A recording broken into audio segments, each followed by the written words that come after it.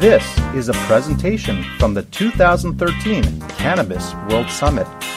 Please visit www.cannabisworldsummit.com for more great cannabis information, which is available to you completely for free.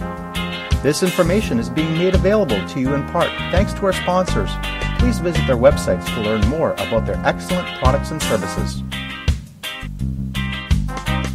The following presentation is for informational purposes only. The opinions expressed are those of the participants and do not necessarily reflect those of Leaves of Hope Productions, Inc. Please note that regardless of any statements expressed or implied in the following presentation, that we do not condone you breaking any laws. We are not providing any legal, medical, or financial advice of any kind. No comments about cannabis being a cure for any medical use, expressed or implied, is to be taken as a claim or guarantee. None of the statements have been verified by the FDA of the United States, Health Canada, or the governing organizations of your particular country. And again, this information is being provided for informational purposes only, and the participants exercise their freedom of speech discussing what they believe to be true. We do not guarantee the accuracy of any information provided. It is your responsibility to evaluate the information before you choose to make any use of it. Please consult with a doctor knowledgeable about cannabis prior to using cannabis, and or prior to discontinuing any medications you may be currently using. Please check with the laws of your country and region to determine whether you are legally permitted to use and or grow cannabis prior to any involvement with cannabis yourself. Even though we believe that cannabis ought to be legalized, we do not condone you violating any laws. Please review the legal disclaimers on the Cannabis World Summit website and only proceed to enjoy this presentation if you agree with all legal disclaimers, agree to hold the company, Leaves of Hope Productions, Inc., and the presenters harmless and are of legal age in your region. Thanks to Kevin MacLeod and Incompetech.com for the music used in this introduction.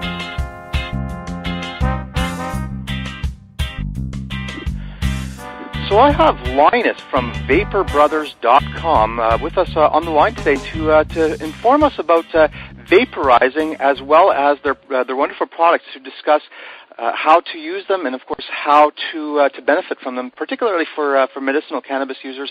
You definitely want to listen to this interview that we have lined up today. So thank you very much, Linus, for agreeing to do this call with us today. And thank you very much for the opportunity. Fantastic.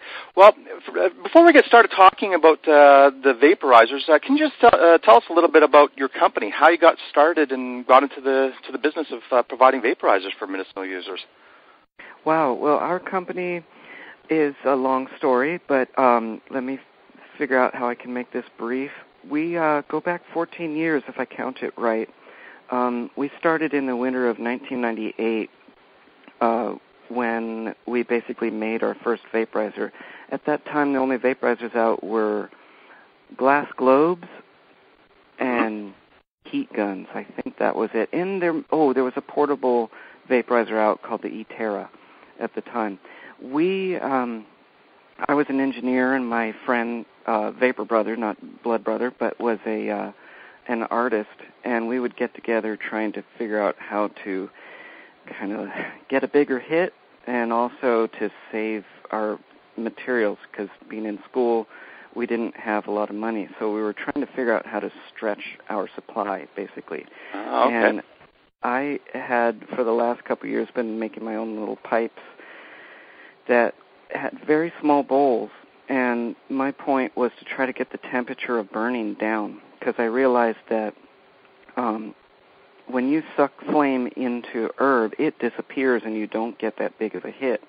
Mm-hmm. And if you don't let the flame touch the herb, if you pull it away and you just suck the hot exhaust from a lighter into your herb, it'll last longer, much longer, if you don't actually set it on fire.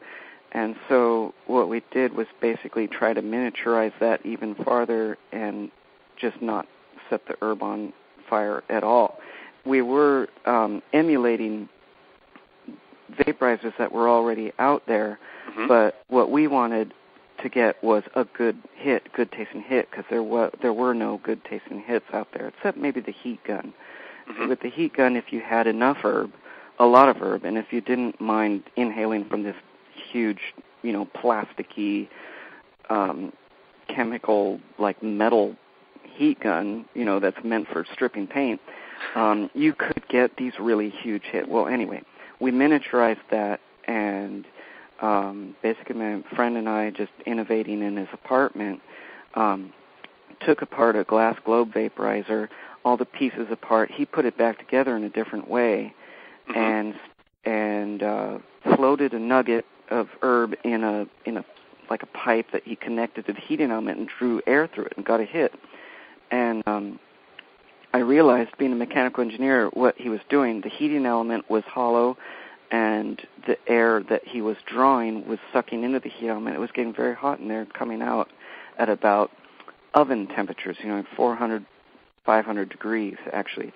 It was instantly evaporating the oils in the herb that he had in the little attached piece of pipe. And we thought that was great, but we really knew we were onto something when he called me out of the blue one day and said that he was on his floor in the fetal position, that he had taken too big of a hit, and that he basically thought that this thing was good enough. If it can, drop him to the floor, it's good enough for everybody. I mean, we knew we had created something that was stronger than just normal smoking. And the whole thing with moving to something that's better or more healthy, usually moving to something more healthy is moving to something that's weaker, that's not as satisfying, that makes you want to go back to the original. I'm kind of thinking about like moving toward a plant-based diet or vegetarian diet. You eat some of that stuff, you really want to have a hamburger at the end. The successful way to get onto a healthier diet is to find those awesome things that are even better than the original, where you don't even need to or want to go back to your old diet. I mean, I did that to get off fast food, back in the 90s, to get off of just the American diet in the 2000s. So step by step. With this vaporizer, we were definitely happy that to move to a vaporizer, which is a better way, it was not to become weaker or make you wanting to still go back and smoke. So anyway, it evolved from there. We made it work better. We replaced out slowly over the next days, weeks, months, and years. We replaced out all of the metal components with glass or ceramic. We tried to fine-tune the taste of the hit until, there was no vapors from anything. Like even just hot metal can taste like hot metal. People know that there are ions coming out of metal that's hot, so we also thought that would be safer. Being health nuts ourselves, we really wanted to go through and get the device to be completely clean and trustworthy too. We made it easier to use with the glass whip and the hands-free attachment. How that works is much easier than it used to be. It used to be that you would have to pull out a tool and actually disassemble the device to get the herb out and change it. So, of course, we made that more user-friendly, intuitive. But that's how it got started, or that's basically how the beginning happened. We were basically self-funded, but we had a lot of help. A friend of a friend was actually Woody Harrelson at the time. He gave me his personal buddy, one of his closest buddies, gave me a bunch of money to buy a couple saws and get my first units made. So the first units were actually built for them, for those guys. And after that, the units just were demonstrated by those guys, Woody and his friends, and in a recording studio was basically the center of where people would come. They thought they were recording, but they would get sat down and given a fat vapor session. And so it spread amongst musicians and jazz musicians, people who were,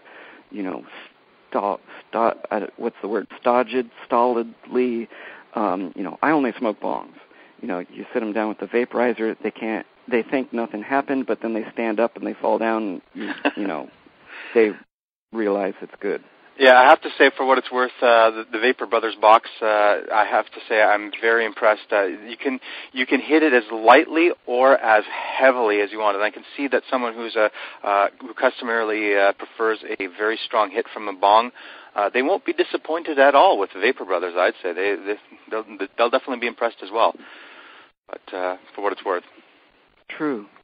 Yeah, light hits are also possible too because you can turn it down.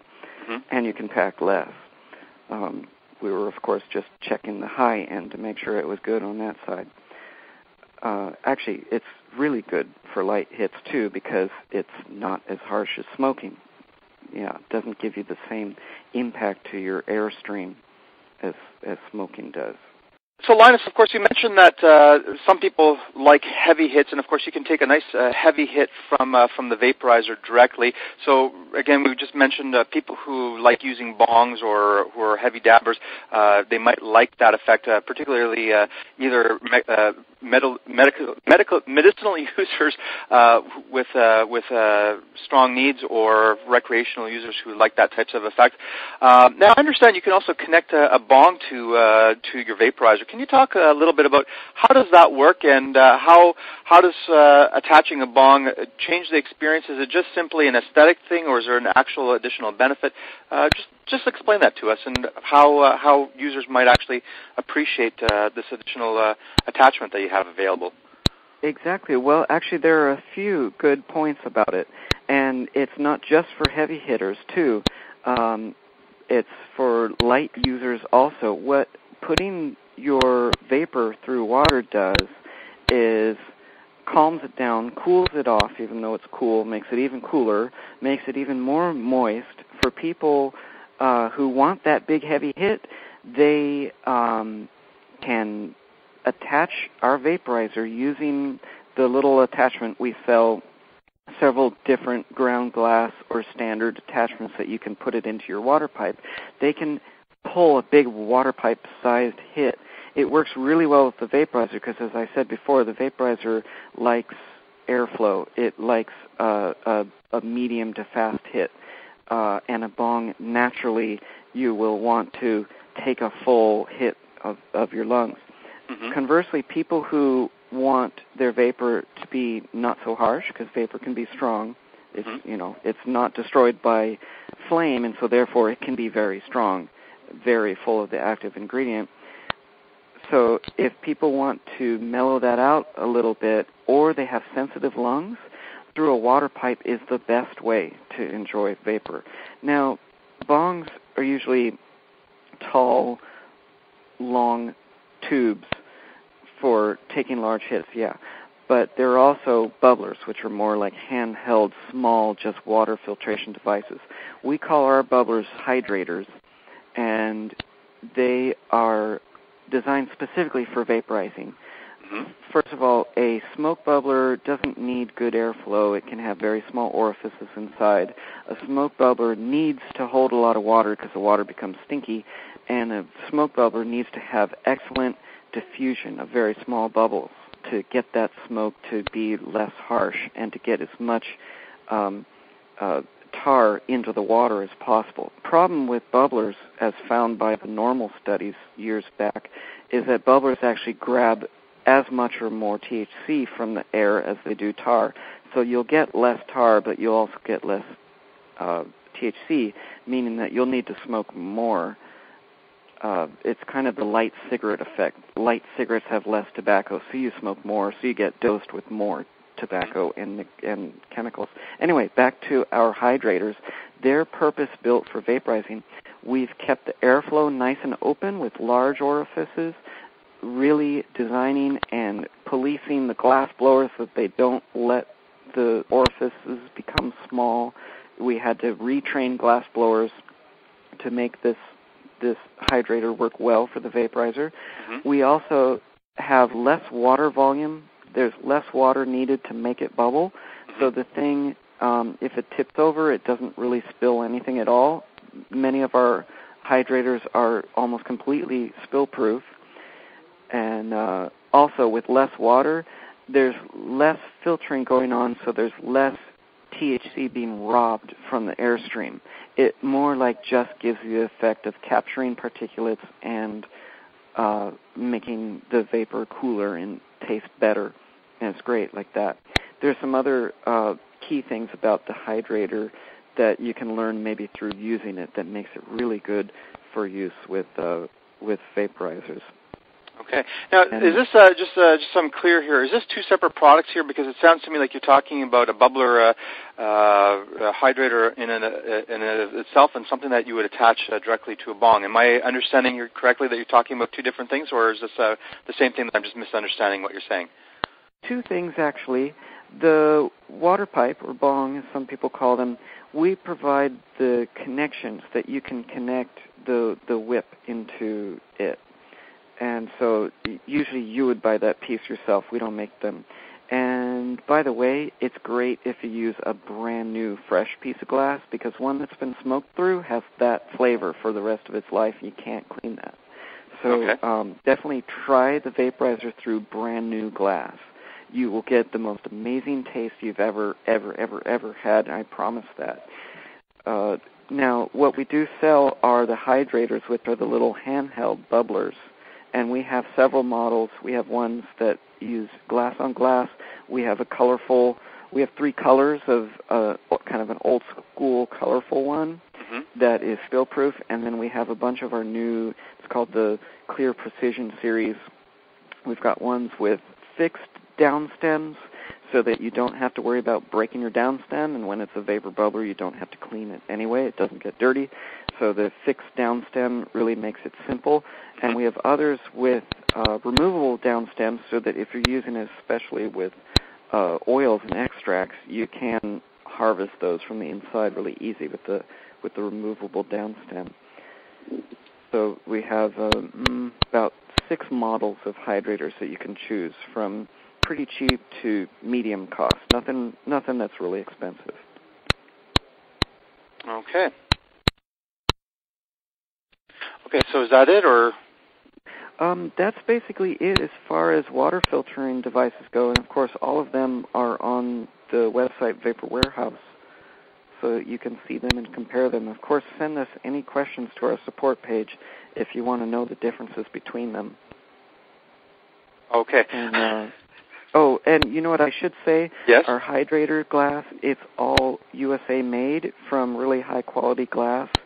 There are tons of bubblers out there, but they're not going to have the same airflow. They're going to have bubbles, and they're going to have cracks in them, and they'll be easy to break. If they're made in China, which many of them are, you've got to watch out for that, because you'll be spending a little less money, but you'll be breaking it sooner. So it's better to go with the really good local glass blowers here. Yeah, so you save a little bit of money up front, but you end up paying double in the end, right? So, yeah. Okay. Well, just for what it's worth, I've of course mentioned to you, I've been testing out this unit with herbs and, of course, with cannabis when I've been having some little bit of pain. But anyways, not going to go into that aspect of it. But the point of the matter is this: is that absolutely a tiny pinch of herb, like even less than a tenth of a gram, really goes a surprisingly long ways. I have to say, I was surprised at the vapor clouds, the amount of the hits that I was able to get, pull after pull after pull, off of just a tiny amount that would hardly have much effect at all if it was just smoked. But but in your Vapor Brothers, I literally felt like I had gone through a much larger quantity. It really impressed me for what it's worth. That's great. I mean, that means you were using it right too, because it does take some experimentation. Some people could take up to a week to get that kind of hit. Some people, when they first start it, they think it's less efficient. Maybe they might be knocking out the herb too early, or they might be packing way too much. If you actually pack the bowl deeper than it's supposed to be packed, there's instructions for that, of course. It can seem less efficient for a moment. But yeah, the point and how it works is to use extremely small amounts to get very large hits. Of course, the same amount in a bowl, if you smoked it, well, fire is so hot, it destroys half, I don't know how much of the THC that you were even trying to get. So vaporizing definitely preserves that. Although it is, we can go into that with temperature, it is kind of different.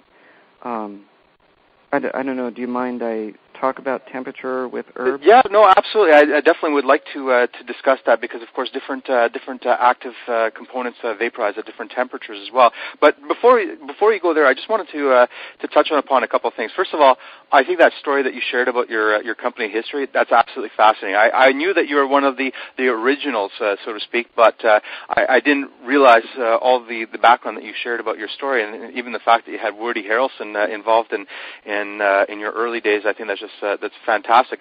And of course, hearing that you and your friend were college buddies, and necessity is the mother of invention, so to speak, here, and you wanted to conserve your weed, get healthier hits than, of course, using a paint stripping hot air gun, which I'm sure must have been wonderful for the lungs as well. And I say that, of course, sarcastically, but. So I think your story is just absolutely fascinating, and for what it's worth, this is another one of those great innovative companies that are literally around from the beginning, providing a quality product. This is definitely not a knockoff. Now there are knockoffs of your products, right? Oh, tons. There's tons. But I think perhaps we should mention at this point one of the main crucial distinctions between those knockoffs and yours, and the reason why I wanted to interview you and, of course, review your particular product for the summit as opposed to one of the knockoffs is because, of course, of that your products are free of the plastic, toxic metals, and other things in the air paths. And can you talk a little bit about that first of all, so that particularly the medicinal users and the health conscious understand the significance of that? Why is that so important, and why should they pay attention to that when considering other vaporizers? And I mean, it's even right on your box that you and all your marketing materials, you really put a lot of emphasis on this, and I think that it's important that it be mentioned here that people understand the reason why this is so important. Well, when plastics are heated even close to their melting temperature, and when metals are heated halfway to their melting temperature, they already are starting to smell. You can smell it. That's proof that actual parts of those substances are coming out into the air, able for you to inhale. Plastics are, it's well known that what comes out of plastics as they break down is very dangerous for you. It could not just give you risk of cancer, but it changes your, it can screw up your thyroid. All sorts of bad stuff can happen. With metals, about the same thing. There's a belief that metal ions come loose and get out there. Those are individual little metal atoms that are missing electron or gain electron. I think missing electron. Those things really want to stick to you. They want to do damage to you. So this is the first, so that is truth, that's out there. It's something that you want to avoid.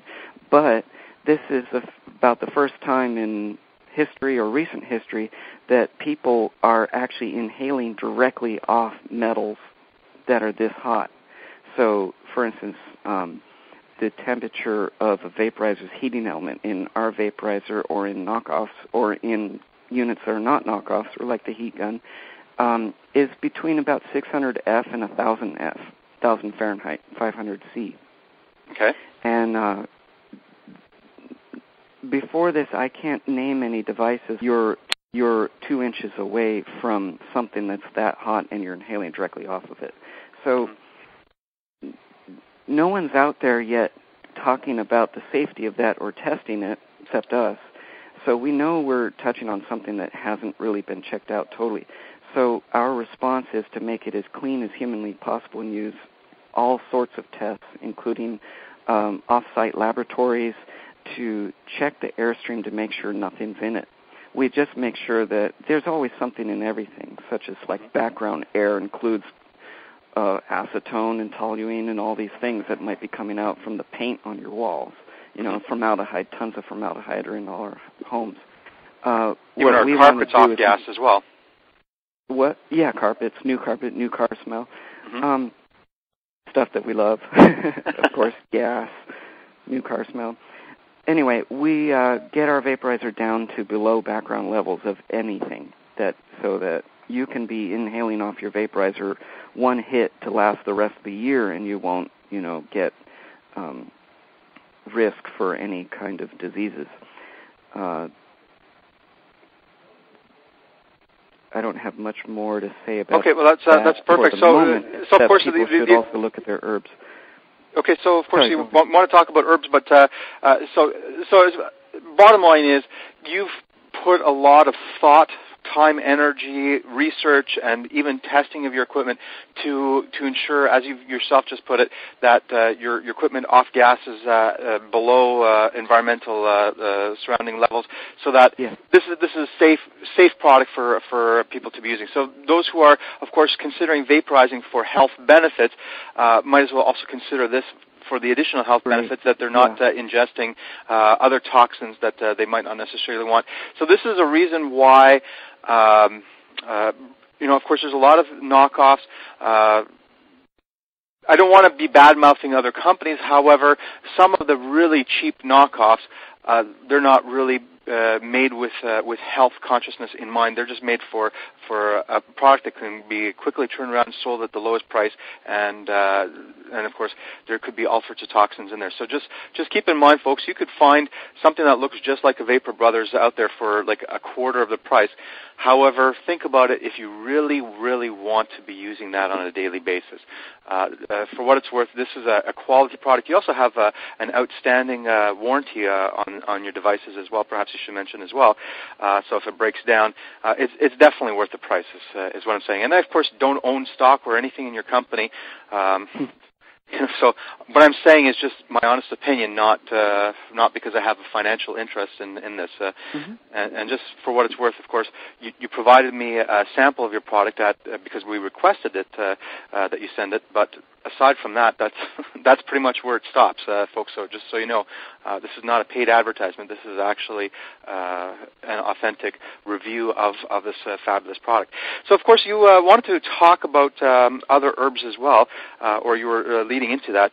So why don't you go ahead now at this point? Well, the device is primarily intended for the herbs that we sell with it. Every one comes with a little sample packet of one of our 4 blends. They are great, actually. We have 4 types. One is called Bouncing Blues, Feeling Fine, Revitalizing, and Sweetly Calming.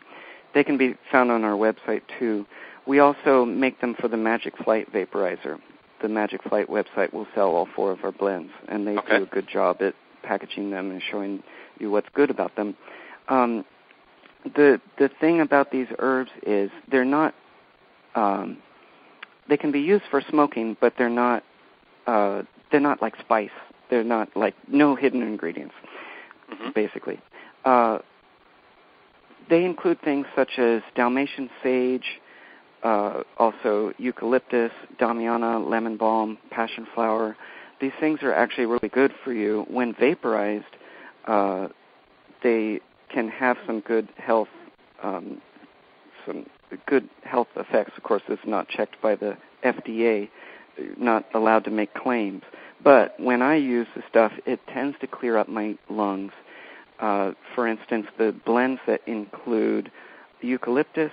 Well, eucalyptus is a very strong antifungal, antiviral, and a bacterial substance. If you inhale the essence of eucalyptus and you're sick, I might get better. When people try it, they tend to tell us that they get better. It also opens your airways. Damiana helps blood flow. It's been used forever for that purpose, often in tea, sometimes by smoking. Of course, vaporizing is a great way to take it in. When you vaporize, you inhale it immediately, and it's absorbed very fast. And it's almost impossible to overdose on anything if you vaporize it, unless tobacco. We can talk about tobacco later. Yes, please. So the great thing is you can also measure your dose well. Sometimes when you eat something, you don't know if you took way too little or way too much, and you can't tell until about 30 minutes later. Vaporizing, immediate effect. With other things such as passion flower and lemon balm, they for the most part, for me, they make it taste better and taste good, but they have their own medicinal effects that you can look up online. Actually, everything here has multiple effects. Dalmatian sage, I'll mention, has been used in history going back hundreds of years, actually, into early aromatherapy when vaporized, as in just heated up in a crock pot and inhaled into your face. It was used to treat asthma. Of course, back in the day, they didn't really have asthma. Asthma is more like a modern thing, a result of, our culture, of our life, and what we're inhaling every day, and all the chemicals that we're eating, that our parents ate. So asthma is a real popular thing to have now. Dalmatian sage treats it immediately, lessens the chance of getting an asthma attack, and for asthmatics, they tell us that it really helps them. So these herbal blends, great when used with our device. Also, I am big into, especially the Bouncing Blues one, with its sage, being used for helping people quit tobacco smoking. When you mix it with tobacco in a cigarette and smoke it, it actually really balances the effect of the tobacco. The taste is really compatible with the tobacco, and it's a way to cut down by rolling cigarettes that are mostly tobacco at first and then a little less, until you've got half tobacco, half Bouncing Blues. That also goes back to my thing where if you're moving to something more healthy, it shouldn't be unsatisfying and, sad. Basically, you can still be smoking big cigarettes. You can be out there being social and appearing to smoke a cigarette, which is weaker and weaker as time goes on until you're almost smoking nothing. And that's a real way that several people that I know personally have quit smoking. I know plenty of people who have failed at quitting smoking. Well, I'll just mention here, because of course I can actually contribute something to this. I've quit smoking well over a year ago now, and I've used cannabis, part of it because when going through the withdrawal symptoms of the nicotine, the cannabis really, really helps. And of course, I during the introduction to the opening ceremony of the Cannabis Summit, I'm sharing a little bit more information about that. But also, what I also did, because of course part of the habit of smoking is just the sheer pleasure of smoking, just not for nicotine fix. I'm not talking about satisfying an addiction, just satisfying a habitual behavior. And I found that, of course, there's a number of herbs that can be smoked. Of course, you mentioned a few of them, but one that I particularly found beneficial was lemon balm. I actually made lemon balm cigarettes, and of course, it has a very soft, gentle, soothing effect, so that it kind of provides a similar effect that a cigarette would have to calm the nerves a little bit. It's subtle, folks. So nothing compared to cannabis, of course. But of course, it satisfies the urge to also have a cigarette to smoke. So for weaning the weaning process of getting over the habits, not only the addiction of the nicotine, but also the habits associated with that whole phase of your life that you've probably been smoking for decades, you need to gradually let go of it. And just doing it completely cold turkey and not having these replacements is part of the reason why a lot of people relapse. So I agree, Linus, with what you're saying, that these other herbs for smoking purposes as well is satisfying and beneficial in the quitting smoking process. So sorry for interruption, but I think this is just relevant based on what you're saying to add to what you're saying. Great.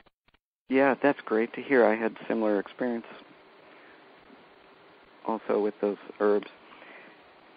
And just to mention also, of course, if the herbs are from us, they're organic, either 100% or as close to 100% as possible. That's also important when you're vaporizing, that you're not inhaling someone's pesticides or dirty chemical fertilizers or even sewage that's allowed in non-organic products. Yeah, it's amazing. How with cannabis, everybody's chasing down whiteflies or whatever latest bug they're chasing down. So that's something I was going to mention before. Also, when you're looking for a safe, good vaporizer, keep in mind that the herbs are putting a whole lot more out than the vaporizer is. Even if you were having kind of like a bad knockoff vaporizer, your herbs are still the main source of what you're inhaling, of course. So you have to look at those too, make sure they're safe. Organic is always better. Okay, well, but just still based on the other herbs that you were talking about, I think it's worth mentioning also, just for people to be aware, you provide these 4 packages, which are a blend of herbs. Of course, you got the Balancing Blues, the Feeling Fine, Revitalizing, and Sweet Calming. So, as you mentioned, these are not spice-laced products. These are just natural herbs, which do, by the way, have an effect, but if you're looking for a cannabis replacement, this is not a cannabis replacement. It does have a pleasant effect, just like people drink these herbs in teas for the medicinal pleasant effects.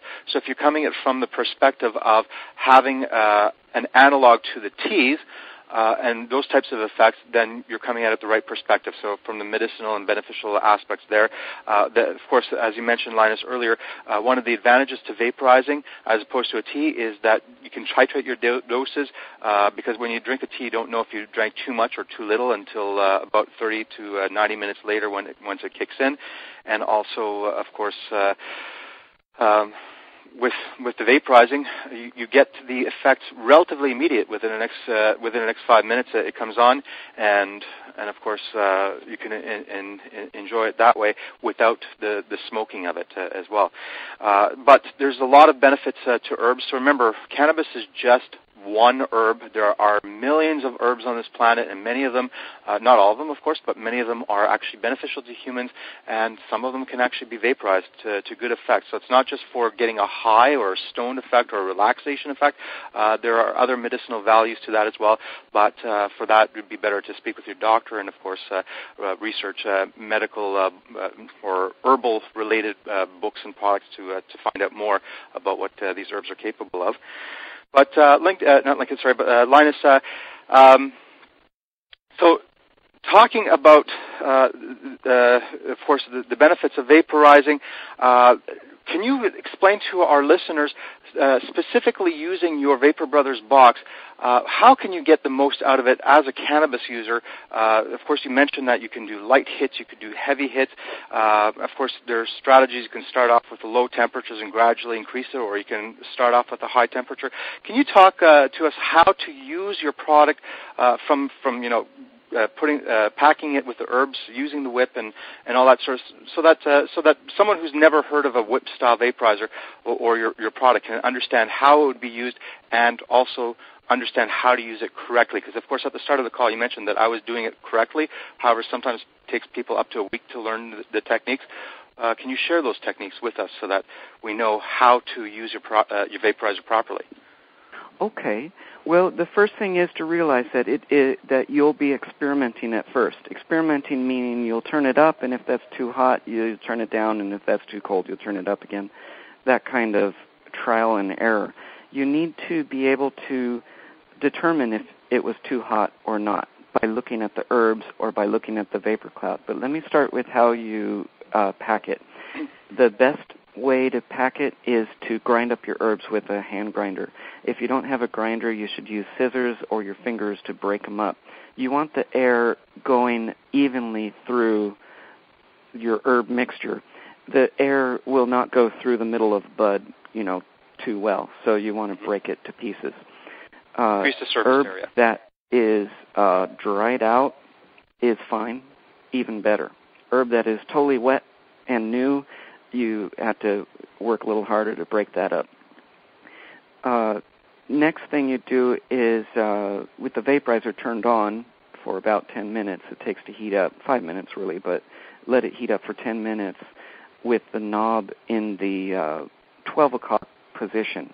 You can speed that up by turning the knob up to full power, but make sure you turn it back to 12 o'clock before you use it, or else you'll get hits that are too hot. I'll tell you what too hot is later. Okay. You can then load your whip. The whip is the glass handpiece that is basically analogous to the pipe. The vaporizer is like the lighter, but instead of being like a lighter, the vaporizer just produces very hot air, extremely hot air, not burning hot flame. Anyway, the whip can be packed by vacuuming up the herb off the table or out of your herb chamber directly into the whip. You don't even have to touch the herb. And it shows you kind of that technique in the instructions. You can figure it out. You can also drop the herb in by hand into the whip, but the vacuuming effect is quite the cool and quick way to do it. We had some customers sit us down to show us that early on. Anyway, you then when the vaporizer is properly heated up, which you'll get to know what's properly heated up, basically 10 minutes and it'll really be heated up, you connect the whip to the vaporizer. If it's the hands-free style, you actually just stick the whip on the vaporizer and it will cling on there. Ground glass connection will keep it on. If it's the old school standard style, which we still call the standard, even though it's not produced too many anymore, you actually just hold the whip up to the vaporizer. You hold it with a hand. What you'll do next is draw the air in. You can wait to draw the air in. It's okay. It doesn't need time to heat up or to, you don't have to wait for anything. Or you can wait if you like. It's not going to vaporize if you're not drawing the air in. Anyway, with the whip connected, you draw the air in, nice, big, full breathful. Now, this is not like smoking where if you're cautious, you want to draw slowly and just slightly. Mm-hmm. This is the opposite. If you're cautious, you want to kind of draw in fast. With the vaporizer, the opposite of smoking, a slow airflow actually allows the air to heat up more in the heater and it comes out hotter, and so you'll get a bigger, denser hit if you draw slower. If you draw fast, the air spends less time in the heater and goes through and comes out of the heater cooler. What's happening when you're drawing air is going into the heater, it's heating up, and then it's going right through the herbs, which are about an inch away from the hot spot of the heater. And the air is immediately evaporating all the oils from the herbs. Mm-hmm. And you're inhaling the effect of that. The air going into you will appear clear, and it will be almost tasteless, especially when you're new. You won't notice that it's happening. But when you stop for a second and then go to exhale, you will see a fine white mist coming out because the vapor actually became a cloud in your lungs. Mm-hmm. And you'll tell if you got a hit when you see that exhale. Also, when you taste it. A really good hit will actually almost cool your lips because it's laden with moisture. It's not smoke. Mm-hmm. Now, the first hit is actually usually a non-hit because the herb is just getting dried out and the first water is coming off of it in that first hit. By the second hit, you also get some of the terpenes as well that gives it a nice flavor, right? But oh yeah, the flavor molecules are coming out on that first hit. So you might get taste and no other hit. But by your second hit, it will be big clouds, basically, if you're doing it right. If you're getting nothing, try drawing slower or turning the unit up. But first try drawing slower just to see if that instant increase in temperature is what you need. If that doesn't work, you can turn the unit up by turning it from 12 o'clock to maybe 1 o'clock or 2 o'clock, or even to full power and just see what happens. After your second hit or so, you should pull the whip off the device and look at the herb. If it was good hit, usually it's kind of turning a little brown in the middle. If it's a non-hit, if the vaporizer was too cold or maybe you were drawing too fast, the herb will be still bright green. And conversely, if it was too hot, the herb will have a black spot down the middle and it will have started to char. And in the worst-case scenario, if you had the unit turned up all the way and you were drawing really slowly, it could catch the herb on fire. You're riding this fine line between not getting a hit and getting too much. And when you actually ride it right, that's when, it works. You fly high with actual vaporization. Mm-hmm. But, yeah, with this vaporizer compared to other vaporizers, even good vaporizers, very good vaporizers, very expensive vaporizers will give you one temperature, one exact temperature. All you have to do is set it, forget it, and you take in a great hit. That's basically what you're paying for. Mm-hmm. But with very good vaporizers that give you one temperature, you're kind of just getting this one headspace, this one kind of, boring to me, unsatisfying actually. Mm-hmm. You're just pulling out one aspect of the herb with this one temperature. You're being very safe, but it kind of doesn't get you what you really need to replace smoking. With this kind of vaporizer, the temperature varies wildly. The herbs experience a temperatures up to 500 degrees, almost enough to burn them. Mm-hmm. And then the temperature drops off during the hit down to about 300 degrees, Fahrenheit that is, which is enough to evaporate all the different types of chemicals in the herb that come out at all different temperatures. Mm-hmm. So your good hit should feel good, satisfying. It should get close to smoking if you wanted it to. If you don't want any smoky particles at all, turn it down. Try it all the way down at 10 o'clock or 9 o'clock.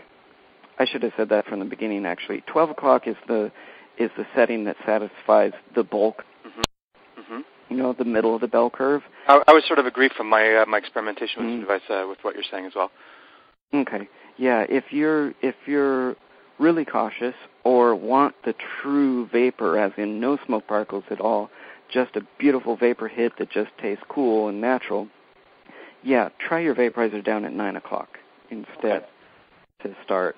And if you really wanted that pure vapor experience, your herbs should never turn brown. They should stay green and just kind of lose their greenness over time. Over 10, 20 hits even, they should still stay.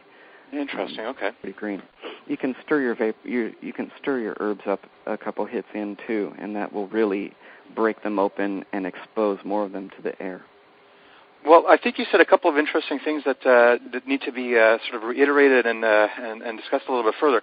Now, of course, you've mentioned that you just sort of like quickly breezed by it, where that you can have a higher temperature, which would be more like smoking. And I think it's noteworthy here to discuss a little bit more about the various different temperatures of vaporizing and the correlated effects, and of course how this is actually a benefit with your particular device, that you can actually dial in the types of ranges that you want. Now, perhaps I should just mention first that a lot of people, some of the people, especially initially when they come to vaporizing, a lot of people are unsatisfied with the vapor experience. Now, this is not to say that there's anything wrong with the vapor experience. It's just that their technique, they're still in the learning process. And the reason why a lot of people are unsatisfied from it is they say that, of course, they get more of a clear head high, but they don't get the sedating couch lock effect that perhaps they were expecting to get had they smoked the same weed that they would have. And now, the reason for that, would you like to explain this to Linus, or should I do this? Well, you go ahead. I have my own stuff to say about it, but... Okay, well, I'll just quickly say this, and then, of course, I want to hear what you have to say as well. Of course, THC vaporizes at a much lower temperature, and the CBD vaporizes at a much higher temperature, closer towards those combustion temperatures. And so typically what a lot of people experience is they might be vaporizing at a lower temperature, and this can be either a bonus or a con, a pro or a con, depending on how you look at it. It can be a pro or a con, or a bonus for those who want a more sativa-like energizing type of high, where they're not couch locked. They can be active, clean up the house, exercise, or be physically engaged. And, of course, there's a lot of pain-relieving qualities to THC and so on and so forth as well. However, some people prefer to have the sedative couch lock effect. And so, of course, they say that they prefer smoking because they get that couch lock effect that they don't necessarily get from vaporizing. But if they just turn up the temperature of the vapor, then they can achieve those cannabinoids as well, the CBDs, CBNs, and related cannabinoids, and they can still get those same effects. So perhaps can you also share with the users discussing how to actually set it so that they can? Well, you've already been doing that. The lower temperatures achieve the more sativa-like, lighter, more energizing effect. Whereas if you go to the higher extreme, then you get those more sedative couch lock effects, exactly, reminiscent of smoking. That's the greatest way to say it. Actually, yeah, it's kind of like you design your high with the knob setting, the low setting. I've seen people use the low setting when they just wanted to pull the first little bit off the green herb and then do work all day. And those are like yoga people who are like live extremely like pure and perfect life in their way, and they're like just taking the best parts what they think out of the herb. And by the way, the waste product from herb that's been vaporized at a very low temperature, the waste product is totally usable, can be given to people who like the CBD high. I'll talk about that right after that. Or at bedtime as well. Mm-hmm. Oh, sure. So anyway, on the other hand, yeah, if you turn the vaporizer up to max or close to max, don't burn your herb. Get really used to getting close to burning without actually burning.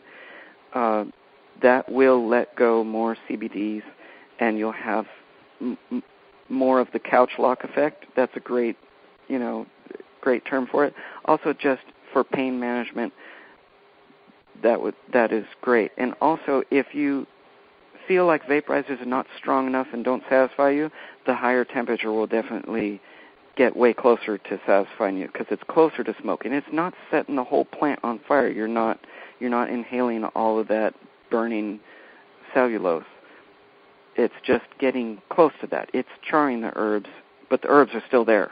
You still have a solid waste product that still looks like the original, just dried out.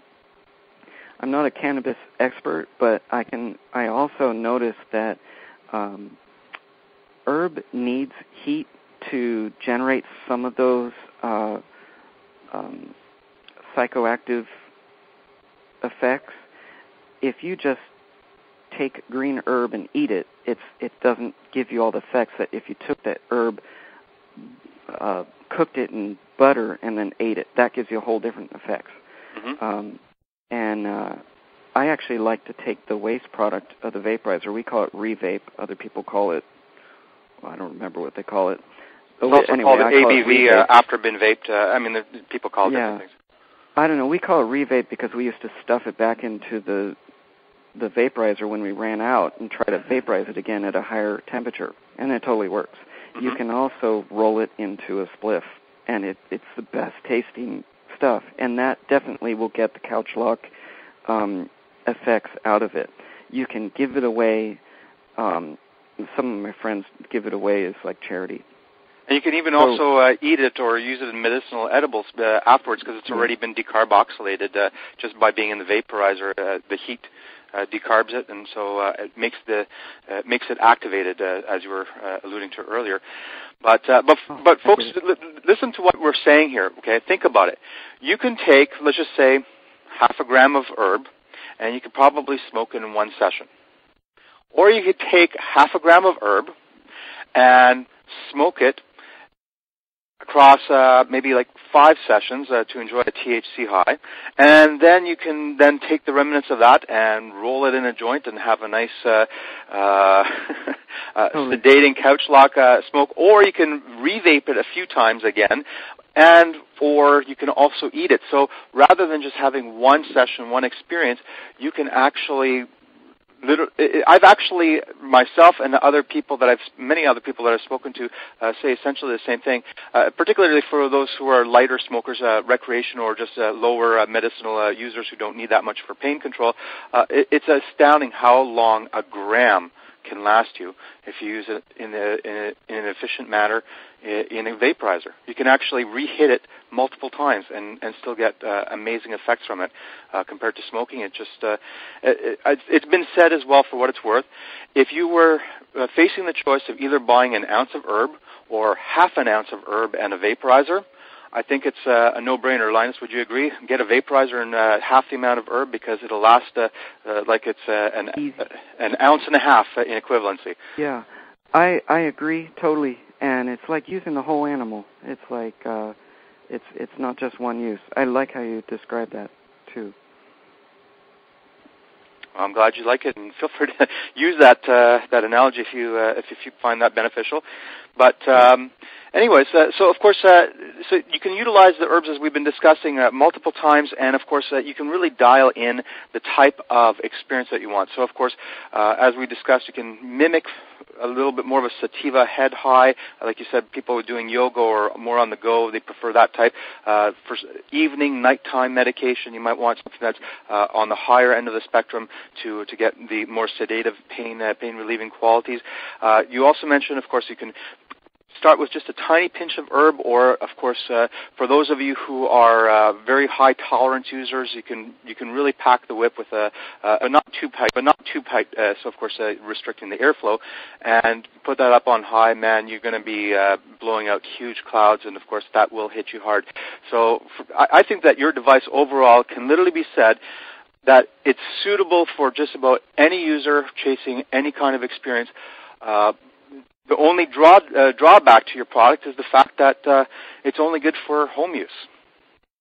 Well, true.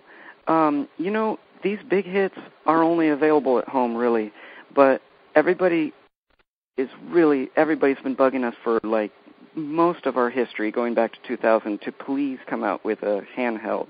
Mm-hmm. But we're so spoiled by our device, and we can't duplicate that in handheld, at least for another couple years. There are a lot of handhelds out there, and a lot of them are really good, really well-made devices. But really, if you don't have the amount of power and heating element surface to heat the air, you can't take a big, totally big start-to-finish inhale. With a handheld, you have to take little safe, careful hits. Yeah. And the taste from a handheld, most handhelds, 90% of them, use conduction vaporizing, as in a hot piece of metal is sitting right there next to the herb. To save energy, they have to almost touch the herb with the heater. With us plugged into the wall, you have plenty of energy. You can heat up a stream of air an inch away and transport it over to your herb and through your herb and get this big, wonderful hit. Mm-hmm. That's called pure convection, like total convection vaporizing. Mm-hmm. There's only one handheld that I know out there called the Thermal Vape, which I thought was pure convection.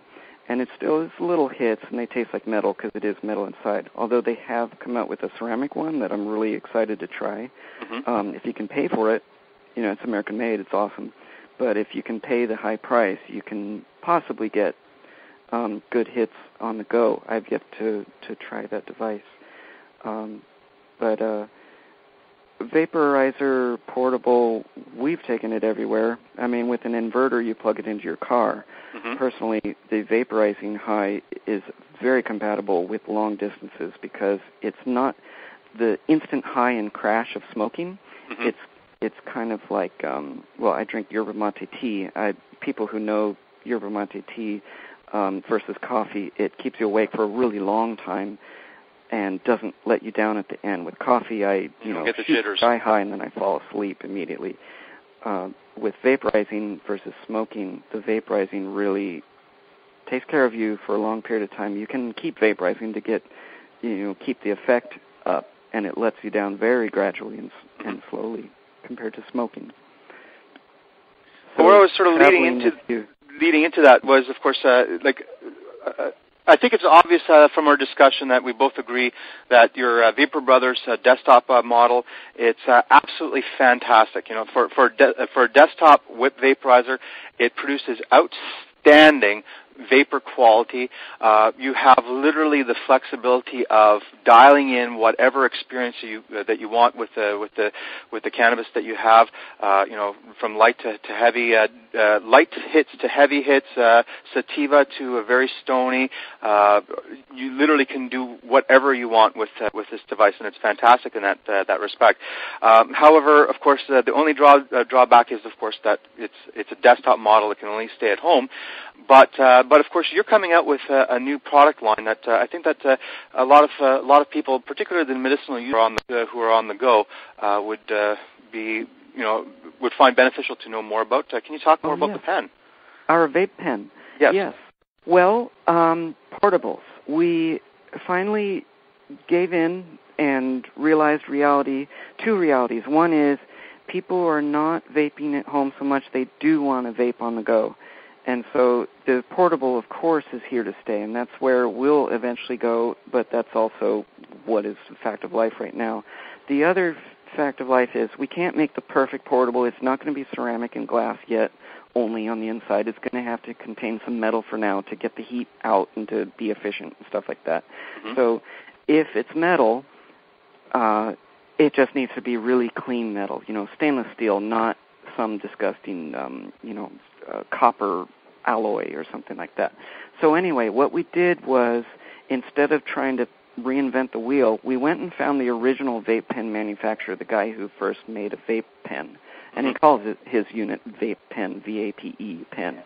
And he took what were formerly e-cigarettes, which were actually invented overseas, and he remade it to be bigger, stronger, safer, last longer, not have any funky metals, and he's been selling vape pens for a few years, and then that technology has just exploded all over the place. There are vape pens everywhere now, and some good ones, but mostly got some plastic in them. They've got weird metals like aluminum, which should not get hot close to you. It's not a good idea. And some successes. A lot of vape pens depend on glycerin or propylene glycol to help keep the herbs in suspension so that they can then basically be a fog machine that you're inhaling from.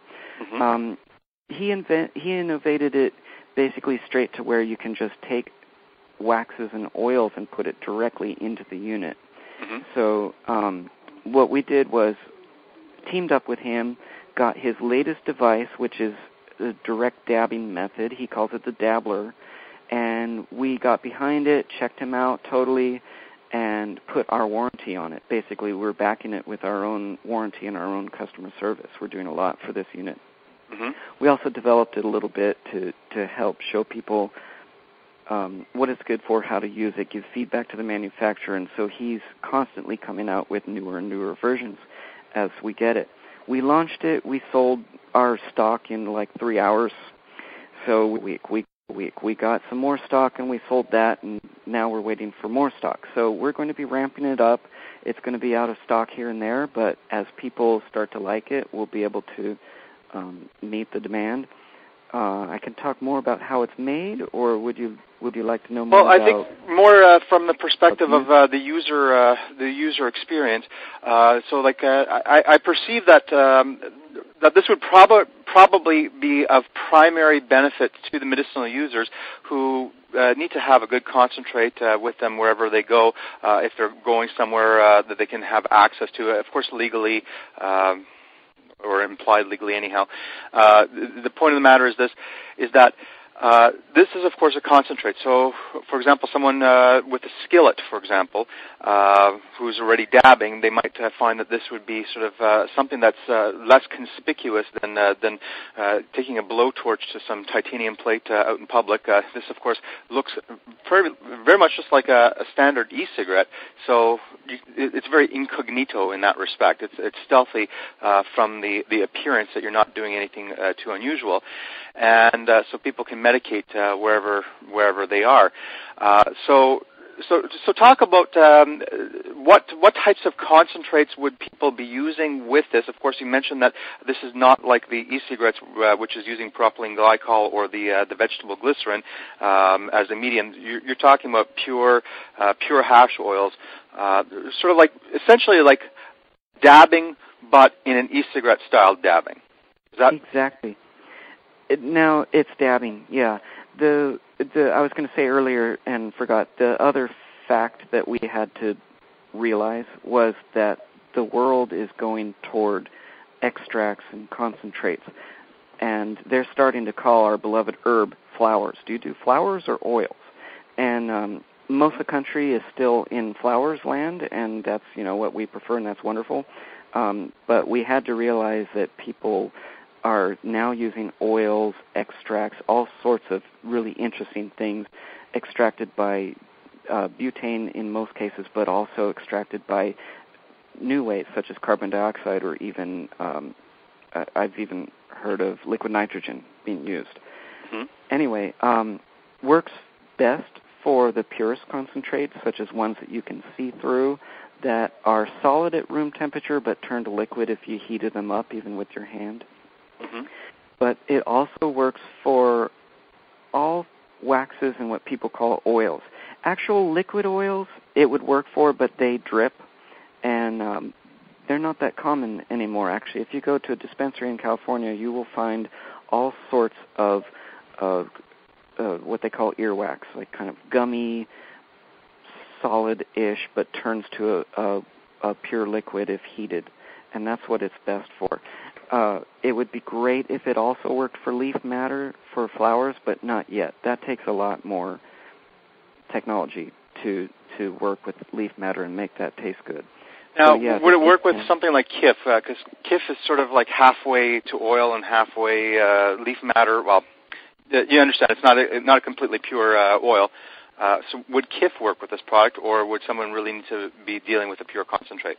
If it's totally like a dust that falls apart like sand, it would kind of get stuck out of the way, but eventually be well adhered to the bowl. Mm-hmm. You can actually push the button and heat up the heater for a split second to help adhere stuff to it when you load it. You can only load about 4 to 10 hits at a time.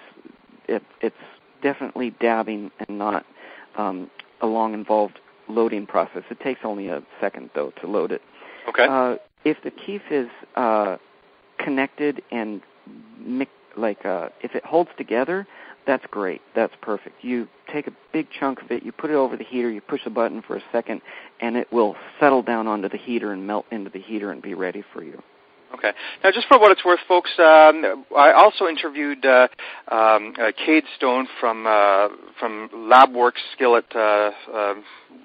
Anyhow, the reason here is, of course, he talks a lot about concentrates because, of course, his product is, of course, a dabbing skillet.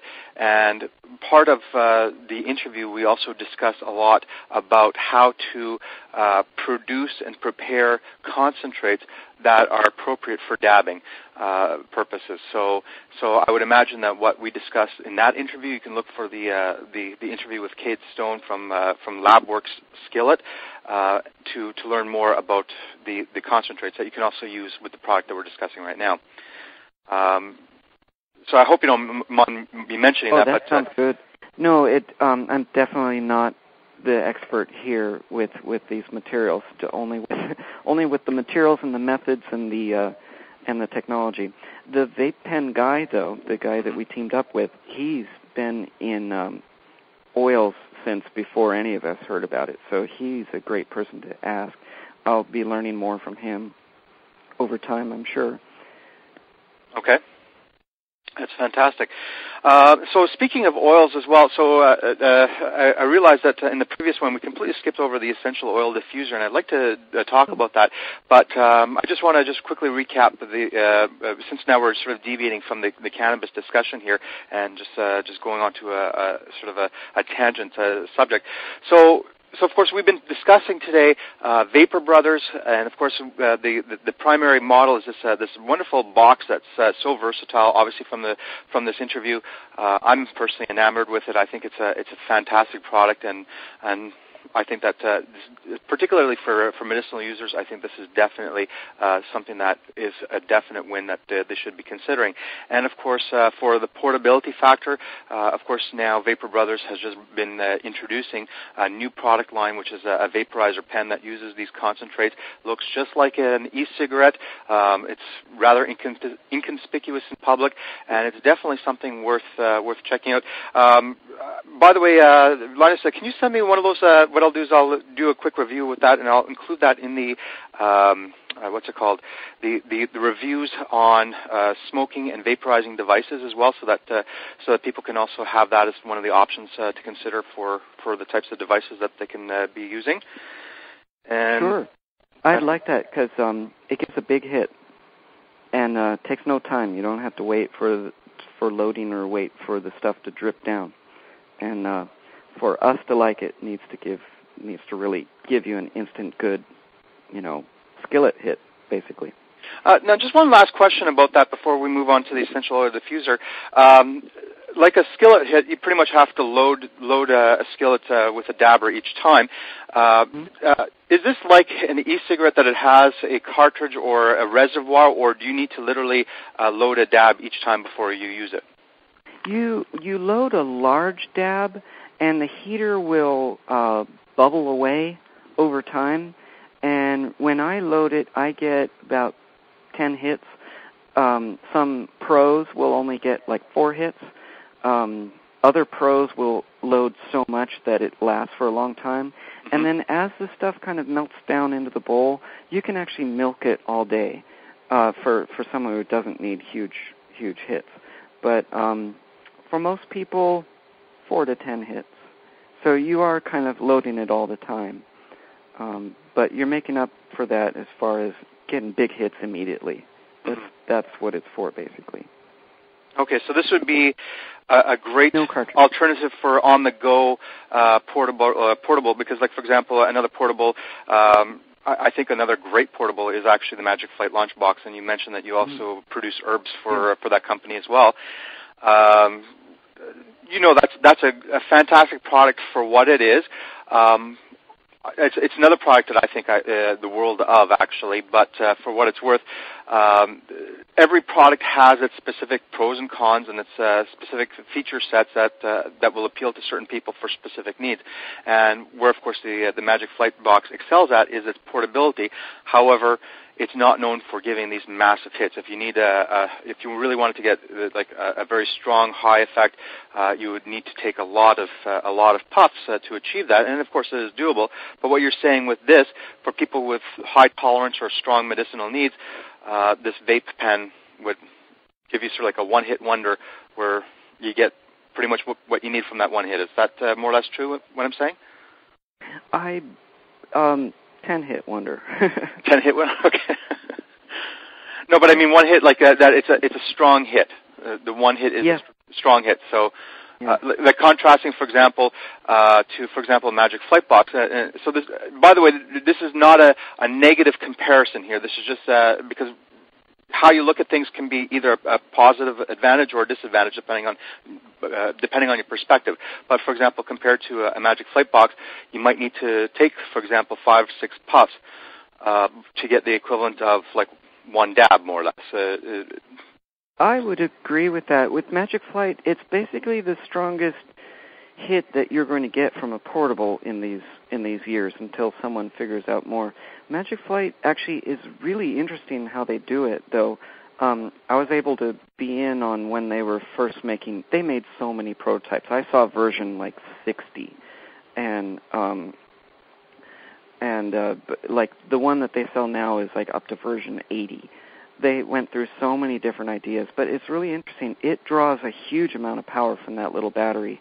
If you notice, it's actually about 12 watts when you plug that battery in, which is crazy amount of energy from the battery. It sucks that battery down in only like 1-2 bowls, but you get amazing portability and you get larger hits than you would from like a pen-style herb vaporizer.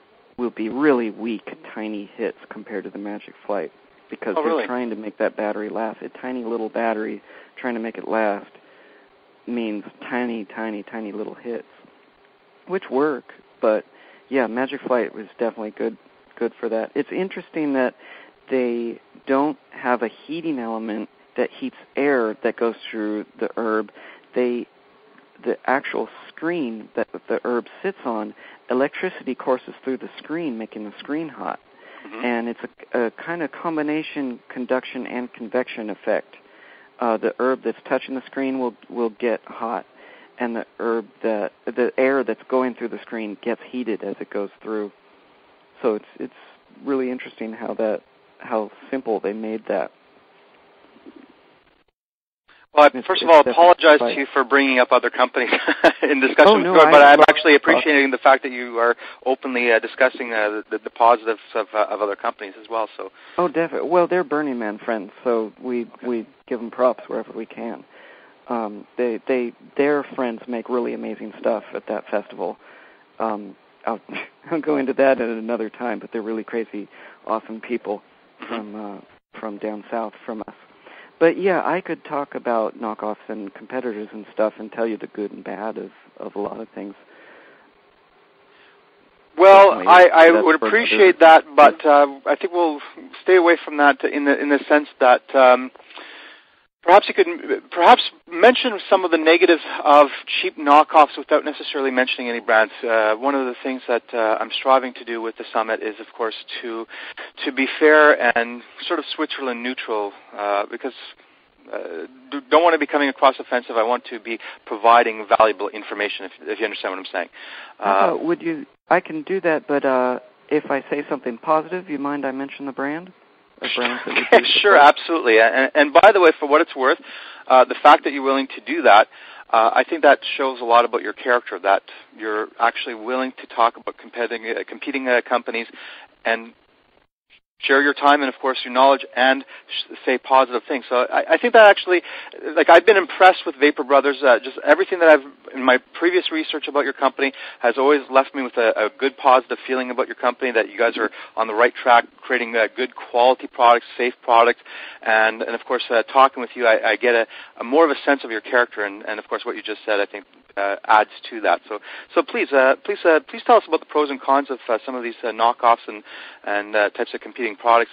Just if it's in the negative, just of course not mention the specific company, but sure. You understand where I'm coming from. Knockoffs appeared in 2001, right after we appeared. So our first knockoff was actually a distributor of us. Excuse me, who wanted to make his own device. The first knockoffs were. Some people were trying to copy the look. Other people were trying to make improvements. So often in the beginning, when a product's successful, its main fault someone will try to correct. And for instance, way early on, people were like, why does your heating element point up? Well, it points up because the box has to cool itself. For us to do this wood box that's low VOC that doesn't put out toxins and not use metal, we had to make it that way, and it's not that big of an issue to some people, most people, we hope. But yeah, some of the knockoffs were improvements where they tried to aim the heater down, and a lot of those failed because their boxes immediately overheated or were way too hot to touch. One of them was successful, though. The Silver Surfer, we would say, is the best competing box, and it's not really something that we worry about a lot because the Silver Surfer costs a lot more. Mm-hmm. It's American-made, and it's, they charge appropriately, basically, for the warranty and for the unit itself, and they also strive to make some of them really beautiful, too, and custom and awesome. Anyway, Silver Surfer uses a ceramic heater, which is legit. It's not fake ceramic. It's not like plastic. It's no metal in there either. And they solved the problem of the heat element pointing up. So people who don't mind paying more can get that. That's fine. They also made like a little knockoff of themselves, which is from China, called the Buddha. A lot of people are using that as an entry vaporizer. Mm-hmm. Probably works a little different. The Silver Surfer is definitely better than their other, their cheaper device. But anyway, they had to bow to reality and make a unit that was less money. Anyway, the true knockoffs that came out later on, some of them were trying to make the improvement of showing the temperature on the front of the box, a big digital display with buttons. Mm-hmm. People love that, ate it up, and buy those by thousands, tens of thousands. You can even find those for $40, actually. It's crazy. Yeah, the thing about that is the temperature display doesn't connect to anything. It may kind of tell you how, it may go up and down as the heater gets hotter or not, but it'll proudly show its temperature even if the heater is broken, which those things tend to break right away. And also, it's not any temperature that's happening. As I told you before, when you take a hit from this type of device, a whip-based device, it's called passive air convection vaporizer, the temperature varies throughout the hit wildly. And that's part of what makes it work great. There is no one temperature that it's showing. And what temperature is that anyway? The temperature of the air, which is about 500, 600 degrees, or is that the temperature of the herb, which should be about 325 to be perfect by most people's book. So anyway, the digital displays do nothing. A lot of those knockoffs also, when you actually take apart the device and see how it works, it only varies its temperature in 10 discrete steps, sometimes 8, sometimes less. So you may see the temperature going up and down, 159, 149, 139, but the thing hasn't even changed its setting until you turn it far enough that it then steps to a lower setting. So the units are not continuously adjustable, and you'll never find your perfect hit. A lot of people just hate vaporizers after they try the knockoff. And that's another reason why badmouth vaporizers, because, of course, it's not just a user technique, but it's also they're using a poor product, and, of course, you're not getting a proper vaporizing experience. So you can't really judge a book by its cover. You can't really judge an experience of vaporizing if you have a bad experience with it. So anyway, sorry for interrupting. We've taken a big hit from that, and since we don't have any marketing budget to speak of, we put it all into the materials and the methods. We can't just tell everybody, hey, look, don't. We try. We spread by word of mouth, basically. People get a good hit off the Vapor Brothers, convert all their friends, and that's a good enough way to spread. But the other... Oh, and by the way, for what it's worth, if I can just interject, if you go on the line, I'm sure you do, but people going online, you could, of course, see tons of reviews in the comments and forums where people discuss various different vaporizers. And, of course, if you look at the Vapor Brothers, most people are extremely satisfied, giving glowing reviews, positive feedback about their experience with the Vapor Brothers. So that's another important element to look at when evaluating which products you want. Just quickly Google and see what other people are saying about those products. Of course, you'll always find naysayers and people who are negative about anything, but you have to look at the general consensus of most people. And bottom line is that's your product gets top scores in that respect. Those are all real. Those are all real, actual reviews too, because we don't have the time and know-how how to, have fake bloggers, and there are tons of fake bloggers out there. You have to watch out when you're looking around for vaporizers. If you see 300 pages on a forum about one vaporizer that you can't even find on Instagram or other more organic places, Facebook, you got to wonder. There are a lot of people for hire who want to change the opinion. I was going to say one more thing about knockoffs. You mentioned how much? $35, $45? Yeah, I've seen them for down to about $40 in various places. And this is about a year or so ago that I was looking at them. I remember, but that's a good place to buy it, because the units have been offered to us. Actually, some of our knockoffs don't know who they are, and they just contact us. Would you like to buy our, new Chinese-made whatever? We can ship you thousands. And they quote us between $15 and $25 each. So that shows you what the store actually buys them at. So those same vaporizers, especially with the bells and the whistles, will be marked up to just under what our unit sells for. So we have a unit, let's say it sells for $180. They'll mark it up to, $159 or $169. So I've seen them up to that price as well. But profit. Yeah. The stores love that, because even though the customer may hate the store after that and bring the unit back broken, they can replace the unit. It costs them $15 to $25, and the rest is all profit for the stores. Now, not to knock stores too much, brick-and-mortar stores have so much overhead. They need to double the price, at least, of anything they sell in order to just pay for having good customer service. So, stores need to make money. The manufacturer makes very little. Most of our cost is materials and USA labor. And the testing and the other things that go on with it, the setting, the calibrating, and the customer service and honoring the warranty, that's most of our cost. So the thing with the knockoff is don't spend $159 because you know that it's really a $25 device. Yeah. Well, I think the bottom line is what I'm hearing from you saying, and I think this is true for your company, but I'm sure it can be extrapolated for others as well, is that it's worth paying the few extra bucks to get it from a reputable company that has a really good quality product that won't likely break on you the following week or month, and it's not going to contain all these toxic plastics or metals inside it, because, of course, you're producing a better quality product. And, your warranty, if something goes wrong, they'll actually take care of it. Whereas if those other products go wrong, and chances are that something will, we're going to turn to. So it's actually there's a saying that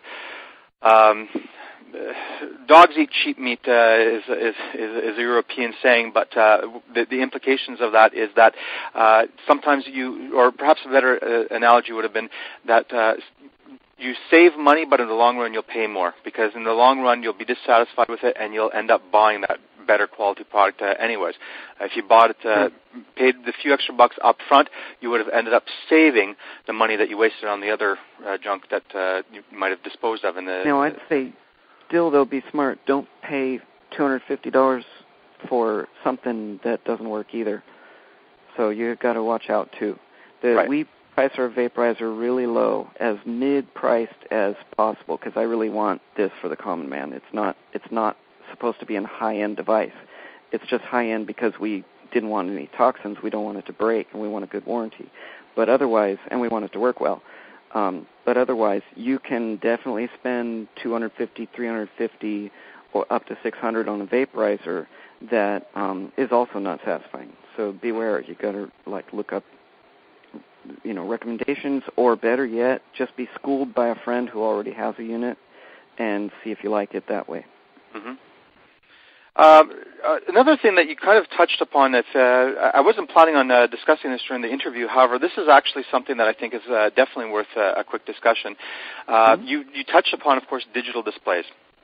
And so, of course, you were mentioning, of course, the cheap knockoffs that use the digital displays. You were talking about how inaccurate they are. But let's just ignore the cheaper models. Let's actually focus on some of the other models from reputable companies that the digital display is actually correlated to something real there.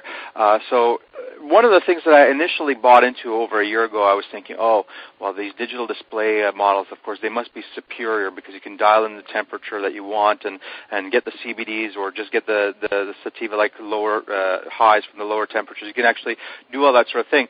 But I think that what's noteworthy to mention is after you play around with your device, now your device has a little knob that you turn, and of course it's got a little line on it so you can actually see at what position it's in, but it doesn't display a temperature. However, from use, you get a sense of where to set it to get a temperature range that will produce an effect that you find beneficial. Many people say that, of course, the temperature digital markings or the digital,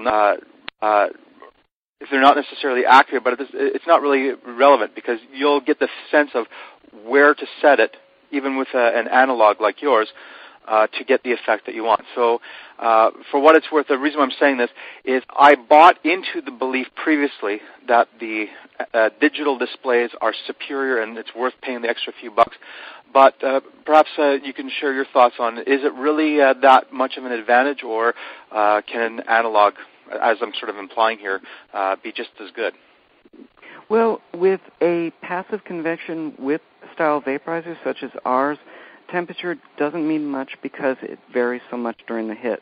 So roughly, though, if you wanted to know the temperature, at 9 o'clock it's about 325 F that the herb gets up to. Mm-hmm. At 12 o'clock it's upper 300s, almost 400, about 420. And then at max temperature it's about 480. Now, that's the temperature that the actual herb gets up to. The air is hotter than that. If you put a turkey in an oven that's 400 degrees, the turkey gets to like 187. So you got to watch out with digital displays. Are they telling you the temperature of the air going to the herb or the herb temperature? Sometimes they're kind of supposed to be calibrated to tell you the herb temperature, because people tell you, vape at 325. Well, if you put 325 degrees of air over herb, it's going to heat up to 150. You have to watch out. There's a difference between the air going over the herb and not. Anyway, the vaporizers where the display does mean something are the fan-driven convection models, such as a Volcano. Mm-hmm. That device, since you pay for it, you're paying for a rock-solid temperature monitoring and controlling circuit that just, it costs a lot just itself. For what it's worth, it should be mentioned that's one of the more expensive vaporizers out there, but it's also a high-end quality vaporizer as well. So, yeah, it's measuring the air. Now, I forget from our testing so long ago whether the degrees that it shows on its display are the temperature of the air or the herb. I suspect it's the air. If you give the herb enough time, it'll heat up to the temperature of the herb. The herb will heat up to the temperature of the air if given enough time. With a fan-based vaporizer, it's got enough time to do that. So I think with the Volcano, if you set it for 350, the herb will eventually heat up to about 350, and you'll get that, specific hit that you want, which is good. I just don't get the strength that I want, and I use Volcano's best if you have a lot of herb to put in it. Then you can get those, kind of thicker inhales. Other vaporizers with displays, I haven't really checked out the Extreme, how it works. There's one called the Aeromed, which shines a bright light into the bowl. That one's been around since right when we started. It looks kind of like a science project, but it gives a great hit using just pure warm air mixed with light to heat the herb. That one's good. The display reads something. I forgot if it's exactly the temperature or it's a number that you can remember, though. If you like the hit, remember the number you were on and go back and use that same number again. Okay. Going back to the whip-based vaporizers with an analog knob that doesn't tell you anything, it's more your feedback and your experience. If you got a big, thick hit that was a little charry, turn it down next time and remember the setting, 12 o'clock, 9 o'clock. It's more whether the herb turned brown. Did it turn too brown? Turn it down. Did it not turn brown enough? Turn it up, or draw slower, or do both. And, of course, another thing, two quick little tips to keep in mind for people using the vaporizer with the whip like yours is have a little toothpick. Of course, yours comes with a nice little bamboo skewer. Every couple of hits, give it a nice little stir to mix up the herb a little bit. But something I also found, especially when in the higher temperature range on your device, it's good to just remove the whip from it between hits. Sometimes you rest for a few minutes, so you don't just leave it there because I would presume it's still heating it, and some of it would be escaping that way. So just remove it. This way you don't burn the herb. You're conserving the herb as well. And then, of course, when you're ready for another hit, you just quickly pop the glass on and take your draw. I have a slightly different opinion on that. I remove it because I don't want the glass to get extremely hot. With the hands-free, even though most people like it, it clings onto the heating element, coming up to the temperature of the heat element. The end of the glass could be 500 degrees F. If you go to take a sniff of your herb and hit your nose with it, that's hot. You're dealing with, this is like cooking. This is like a stove. You have to be careful. I burned my lip on it one time, actually. I'll admit to that. Well, the standard style, the old school type, you only hold the whip to the vaporizer while you're inhaling. You can pull it away to look at the herb or put it down while you're not inhaling. So that whip never gets hot. That's one thing that I love about the old school style. Anyway, when the hands-free unit is left on the vaporizer, if you don't mind losing just a little bit of the herb to evaporation, you can actually leave it there up to hours, and it won't finish the bowl. The herb won't really vaporize unless you're pulling air through it. So if you forget and you leave the whip on with a loaded hit, you can come back an hour later and finish that bowl. It's not not a huge deal. Okay. Yeah. Well, that I'm sure would be really beneficial for people, for example, who are medicinal users, because every 45 minutes, an hour or so, it's good to just get another little hit in there to sort of bring up the THC levels to relieve pain or whatever the conditions may be. So you can leave your device on, and that's not a problem. In other words, because I thought you had to turn it off between sessions. You can leave it on, and you can leave the unit on forever, too. We've left ones on for more than a year at a time. It's nice to come home and immediately be ready, just walk up to it and use it. If you feel safe that way, it doesn't void the warranty or anything to use it hard. leave it on is fine. And actually, it might preserve the heater a little bit by not running it through its heat-up, cool-down cycle. So you might get a little more lifetime out of the heater if you leave it on, or leave it on low. How many watts is this unit?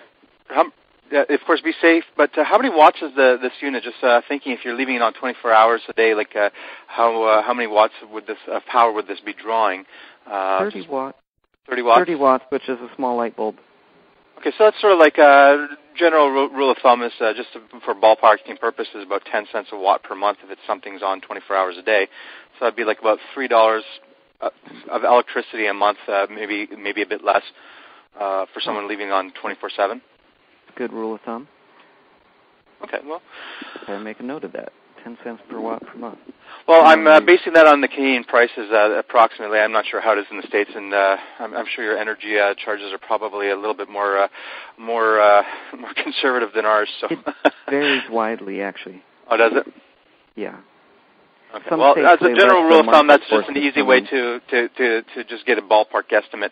It could be a few bucks more or less, but at least get an idea of what you're dealing with. But, of course, that brings us to one of the final topics I wanted to discuss with you. Of course, I wanted to discuss this much earlier in the conversation. I completely forgot to bring it up back then. But I think based on the fact that you just mentioned that you can leave this device on 24/7, I think that actually is a perfect lead-in, because that's one of the concerns that I had with your essential oil vaporizer, is leaving the device on for such a long time. And before I mention the essential oil vaporizer, I should say that it has pretty lights underneath it too. So like at nighttime, I noticed that it's got a green and blue light underneath it, so you can see visually when it's on. It's got that glowing light. Any particular reason for that green and blue light, or just because you thought it looked cool, or anything that you want? The light is LED. LED so that when you drop your vaporizer, you don't break a bulb inside. The light is a little strong for my taste, but we need to be able to tell people the unit's on, even if it's daytime. So that's why the light is there. It glows up through the glass part. The heating element glows of blue, and out the bottom comes the green and the blue. I love blue-green, and blue-green LEDs cost a lot, so it mixes green LEDs and blue LEDs in it to make the similar effect. Well, I have to say it actually is a very nice color combination. So it definitely adds a nice aesthetics to your box as well. And I noticed, speaking of aesthetics, you also have stickers. Now, I didn't apply the stickers, but I've seen pictures online of devices where you have the Vapor Brothers stickers applied to the sides and tops of the device, and it can actually look quite nice in that respect too. It all depends on what the user preference is, by the way. And of course, paint it. Or paint it, yeah. Or paint it too. So artists paint their vaporizers. Send us a picture if you do that. We'd love it. And of course, you sell them in 3 basic colors. Do you want to just mention that so that people are aware of what colors they come in, that people can get theirs? Should they prefer? Or two. It's supposed to be 2 colors. There's the natural and the dark. Okay. Right now, we use a polyurethane finish that's good for Europe, which means it's low VOC, and the wood is from Europe also, low VOC. And the paint that we have to choose from right now is just natural. You see the wood through it. There's a red colored wood in the front that's Tennessee cedar from Tennessee, and a little bit aromatic, Tennessee aromatic cedar. And the wood on the side is the European birch. And when you have the natural color, that's what you see. When you have the dark color, it's the same finish but tinted dark, and it kind of looks like a piano. It's a piano finish. And it's a real solid shell of polyurethane. So people can pick whichever one that appeals to them the most, matches their home decor, and so they can get that perfect mix. So, of course, one last thing about your product that we haven't discussed before is the aromatic vaporizer. Why don't you actually talk about that? What is that, and why would people? Why is this a benefit for your product? And just for what it's worth, a lot of most other vaporizers do not come with this bonus attachment. So this is an additional perk that you can get with the vaporizer, the Vapor Brothers, that most other vaporizers don't have. So, what is this special attachment? It's true aromatherapy. from the beginning, a few of our brothers in our group had asthma and had just allergies or got sick.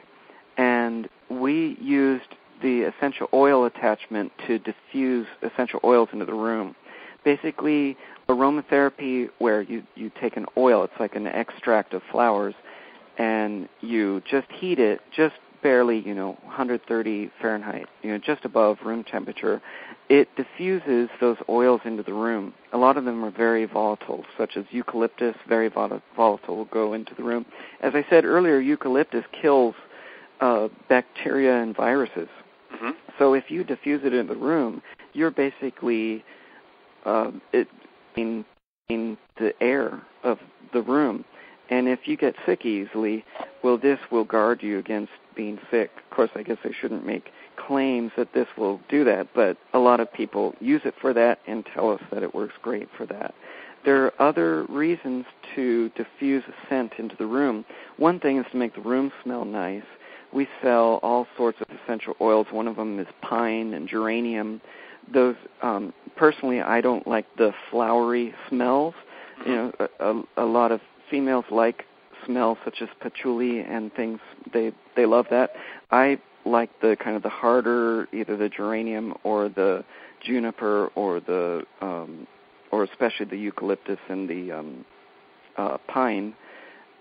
It will make a room smell more fresh, and also those compounds are in the air, also killing bacteria and things that could make the air smell bad.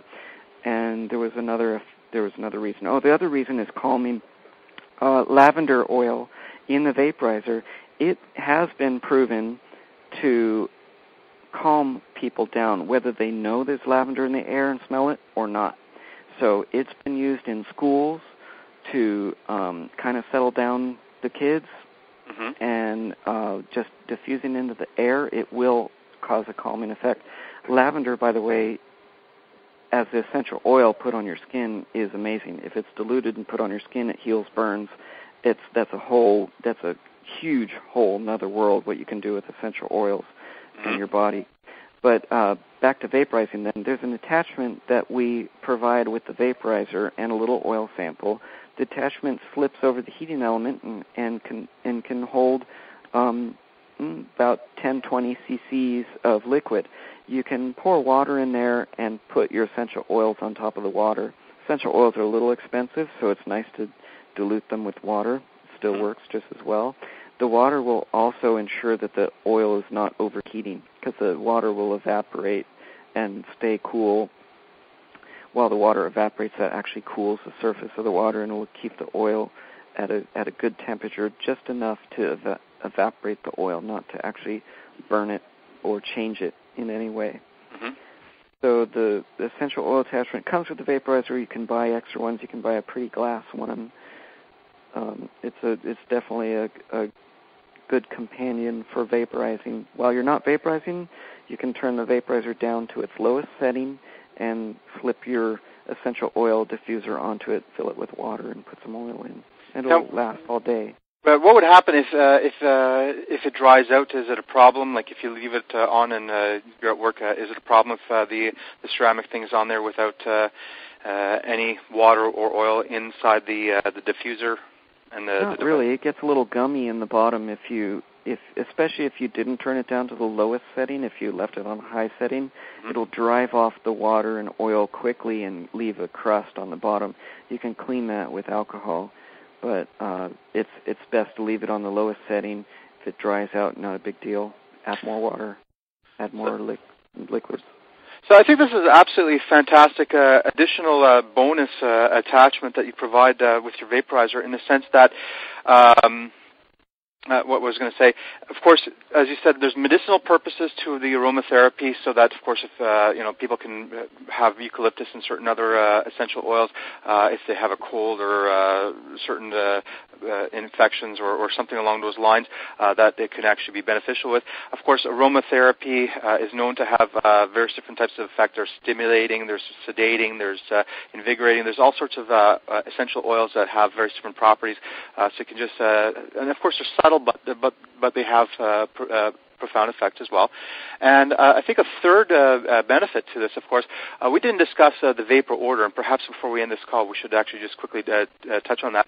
But before getting there, I would imagine that once you're done vaporizing, of course, it doesn't fill your room with the odor like smoking a bong would, for example. Oh yeah. But it definitely has a bit of an odor as well.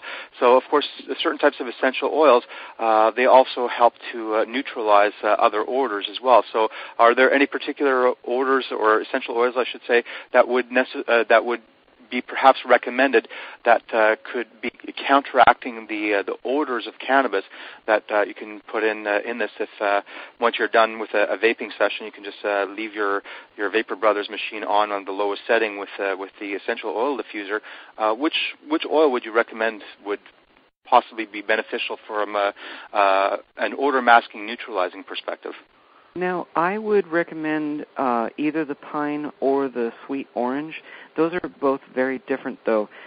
With essential oils and their own odors, a lot of them are either very volatile and are considered high notes, a very sharp, quick smell. If you want to fill the room quickly with the smell of sweet orange, that's the perfect one for you, and it smells sweet and smells great. It smells like food, almost. If you want to really permeate the room with a heavier smell that lingers for longer, use the base notes such as lavender or patchouli or pine or geranium. So, and then the best thing would be a combination of those. Mix your own herbal blends that include the base notes and the high notes that you like. So a well-designed oil blend you'll first smell one smell, and then it'll vary into, become a different smell, and then it'll end with a completely different smell as you go to smell it, kind of like a fine wine. That would be the best, actually, for that. And the vaporizer smell is more like potpourri, so I'm not usually having to neutralize it with anything. No, but I'm just talking about the cannabis. Obviously, like, for example, if you were, unfortunately with the laws as they are, a lot of people find that vaporizing is an additional benefit in the sense that the odor released from vaporizing compared to smoking is different and of course dramatically less. So of course there's still a little bit of an odor that someone can detect. Someone's been ingesting marijuana around here, they'll say, but nonetheless it's so soft and gentle in comparison to smoking that and it also dissipates rather quickly. So of course from a security perspective, like even if you're legal for medicinal purposes, it's still better to be inconspicuous, so to speak. So of course, vaporizing has that benefit that you can vaporize without making huge clouds of very pungent smoke wafting, especially for those who are living in apartment buildings or complexes where the smells can travel from unit to unit. Vaporizing is certainly an advantage in that respect, but nonetheless, there is still a slight odor that people need to be aware of. So it's not completely odor-free, but it's a lot easier to contain it as well, and so there's a lot less of that risk. And so I'm just mentioning that that's a benefit for people that vaporizing provides. True. For what it's worth. And it's not the typical smell that people have been trained to recognize, although as time goes on, a lot of the authorities are vaporizing themselves. We know that from personal experience. Yes. So they may become a little more capable of knowing the smell, although they're becoming way tolerant of it. Yes. So of course it does have a bit of a smell, so people need to be aware of that. But nonetheless, it's and for what it's worth, it's also fairly easy to neutralize with even a shot of Febreze or Ozium or some other types of odor neutralizing products. It's become a choice of doctors, lawyers, people in offices, bosses, employees, all sorts of different people in professional careers will choose vaporizing, of course, over smoking. Well, and also, if you're dealing with people, if you're a doctor, for example, you don't necessarily want to reek of cannabis as soon as you walk into to a room with a patient or a client or something like that. So, of course, vaporizing, unlike smoking a joint, for example, or a bong, you don't have that residual smell on your body either. So, yeah. Well, I think home also, but yeah. It helps a lot of people. Actually, people who do vaporizer work are mostly, from what we know, are the singers and performers who need their lungs. They need their lungs to operate. They can't lose, an octave of their voice by being a smoker. So that's where we mostly see the professionals using the vaporizer while they're doing their amazing work. Also athletes, such as basketball stars will find more performance sometimes. So would you say that vaporizing, unlike smoking, doesn't compromise your lung capacity from being able to run or exert yourself physically as smoking, whether it be cigarettes It almost increases it. It almost increases it because herb will increase blood flow. Dilates blood vessels. And yet another reason why a herb is beneficial. And yet it's still Schedule 1, so there's no known medicinal benefit to it. But anyhow, that's just a little bit of a sarcastic poke there. But anyhow, is there any other topics that you want to touch on? I think we pretty much covered everything that we planned to discuss today, but did you have any sort of final messages that you wanted to either discuss about your products or just in general sharing with the world, since you have everybody listening to you now? I'll try to be brief, but I should mention there is a warranty, and if people don't get the perfect hit, and if they're not satisfied or if they break apart right away, there are a lot of glass parts, we help, definitely. We've got the support page on our website. If you click through our website, if you've purchased from our distributor, Vapor Warehouse, which is basically our website, you click through it to Vapor Warehouse, they help everybody really well. They'll help you vaporize. They'll give you tips. If you have something break, if you broke it, if it broke, we'll fix it. Most cases, we fix vaporizers going back. We're supposed to fix vaporizers up to 5 years old and consider ones older than that, one where we'll actually replace your vaporizer for a half-price deal. The warranty applies to everybody. You don't have to register to get warranty privileges, although we do offer a registration that if you go to our website and put in your serial number, no contact info needed, that serial number is kind of protected. You don't have to show us proof of purchase. You don't have to jump through the hoops as much. With registering, we give an additional year of completely free. What do we do? It's like I have to look at the latest warranty. But the first period is if something goes wrong, you get it free. If we fixed a vaporizer and you think it wasn't fixed, we totally fix it again for free. Your warranty is reset for the distance. It's called a limited lifetime warranty, which means there's a portion which is totally free. There's a portion of time, like 1 to 2 years. If you're not registered, you have to pay for the return shipping, which is pretty normal for warranties out there. Actually, it's pretty cheap for warranties out there. And then from 2 to 5 years, it's a $35 charge, which includes the shipping and handling. And for $35, your vaporizer doesn't need to be broken. You could have broken it. The glass can break inside. It's all right. We'll fix it. There are only a few things that are like extreme abuse that we don't fix for $35. We will upgrade it to the latest ceramic technology. The heating element will be the latest version.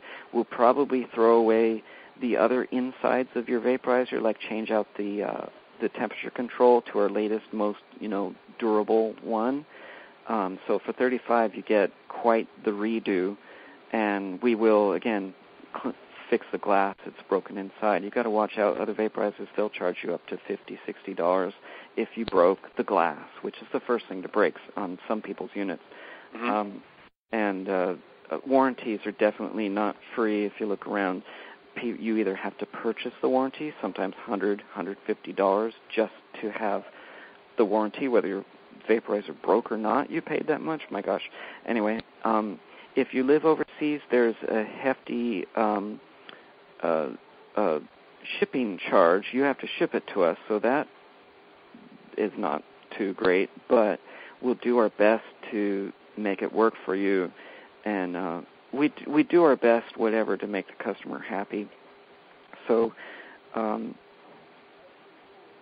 there's a few other nice things about the warranty, but just basically we stand by it, and we're here available to help all the time.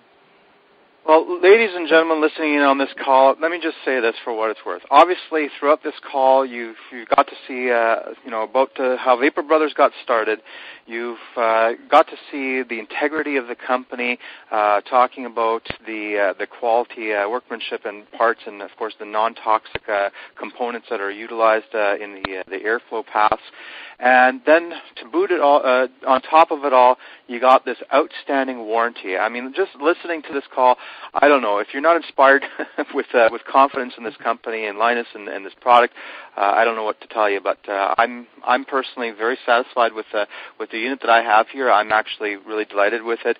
I think that of course, an outstanding quantity of reviews online, people on forums. I mean, these are real people. You can read it online, sharing their experiences, glowing positive things that are said about this product.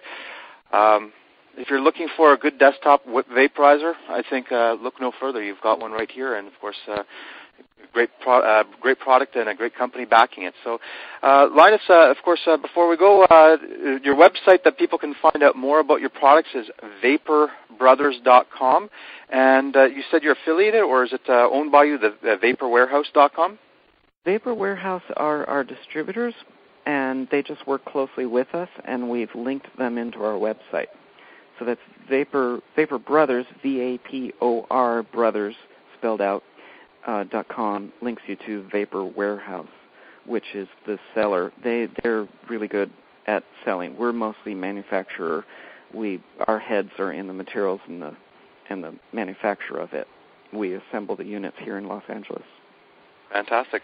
So for more information, go to vaporbrothers.com. You can see all the models and also the new vape pens that they're now introducing and releasing. So, of course, you can learn more about that there. We'll be creating a review as well for everybody at the Cannabis World Summit. But you can, of course, always find the most information right on vaporbrothers.com.